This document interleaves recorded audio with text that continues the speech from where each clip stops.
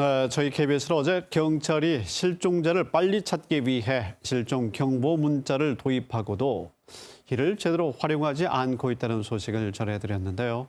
오늘은 이 문제에 대해서 취재 기자인 김초롱 기자와 더 자세한 이야기를 나눠보도록 하겠습니다.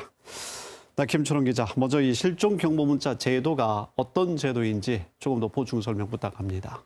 네, 시청자 여러분들께서는 요즘 재난 문자 많이 받아보셨을 겁니다. 코로나19 같은 재난재해 발생 현황을 휴대전화 문자로 알려주는 건데요. 네. 이걸 실종자를 찾는 데 적용한 게 바로 실종 경보 문자입니다. 실종자가 있을 만한 지역에 실종자의 이름과 나이, 인상착의 같은 걸 담아서 문자로 전송해주는 그런 방식입니다. 올해 6월 9일부터 시작이 됐는데요. 네네. 실종 문자를 보내는 대상은 모든 실종자가 아니라 18세 미만의 어린이와 청소년, 그리고 지적장애인, 치매노인 같은 실종 고위험군들입니다. 네. 경찰청의 자료를 보면 이 제도를 도입하고 나서 실종자 발견 시간을 크게 단축시켰다고 되어 있습니다. 네. 실종 신고부터 발견까지 보통 34시간씩 걸렸는데 이 실종 문자를 보냈더니 이게 3시간 정도로 줄었다는 네, 통계가 나왔는데요. 실종자 발견 시간이 종전의 10분의 1 수준으로 단축됐다는 겁니다.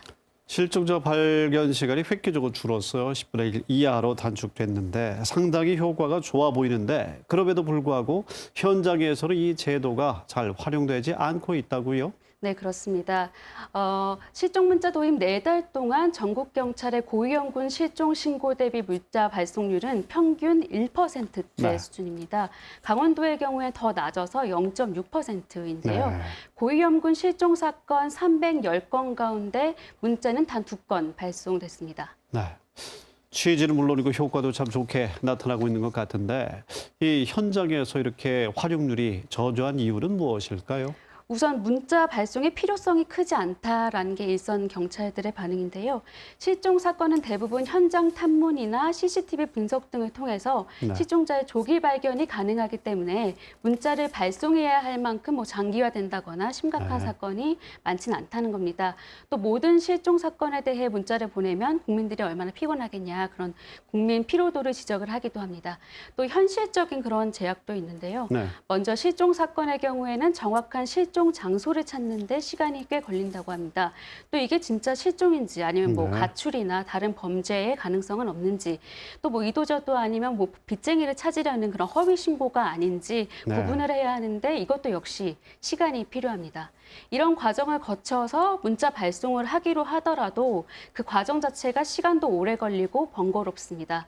또 개인정보 활용에 대한 보호자의 자필 서명이 필요합니다. 네. 그 다음에 경찰서에서 시도경찰청, 그리고 경찰청 본청, 그리고 행정안전부까지 다 거쳐야 실종 문자를 발송할 수 있습니다. 그렇군요. 또 그런가 하면 강원도 농촌 지역의 경우에는 또 CCTV가 없는 데가 많고 사람도 적기 때문에 실종 문자가 큰 효과가 있을까, 큰 네. 효과를 기대하기는 좀 어렵다라는 주장도 제기가 됩니다. 네, 상황이 모두 달라 보이는데요.